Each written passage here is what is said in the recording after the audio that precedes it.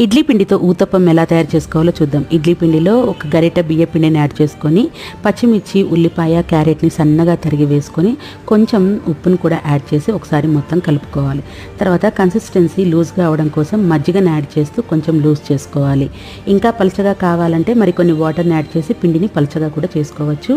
నేనైతే ఇలా గట్టిగానే చేస్తాను, ఎందుకంటే స్పాంజ్ లాగా ఉంటుంది. ఇలా గట్టిగా కలుపుకొని చేస్తే మీకు నచ్చితే పలచగానైనా చేసుకోవచ్చు. పెనం కాలిన తర్వాత ఒక గరిటె పిండిని పెనం మీద వేసి కొంచెం స్ప్రెడ్ చేసుకోవాలి. ఆ తర్వాత చుట్టుపక్కల ఆయిల్ని అప్లై చేయాలి. తర్వాత పైనుంచి కాస్త జీలకర్రను వేసుకోవాలి. జీలకర్ర ఫ్లేవర్ చాలా చాలా బాగుంటుంది. ఒకవైపు ఫ్రై అయిన తర్వాత మరోవైపుకు టర్న్ చేసేసుకోవాలి. అంతే, ఇడ్లీ పిండితో ఊతప్పం రెడీ అయిపోయినట్టే. చట్నీతో కానీ లేదంటే ఏదైనా ఊరగాయతోని కానీ కారపుళ్ళతో కానీ దేంతోనైనా చాలా చాలా బాగుంటుంది. నేనైతే టమాటా పచ్చిమిర్చి రోటి పచ్చడితో తింటున్నాను. చాలా సూపర్గా ఉంది. Thank you.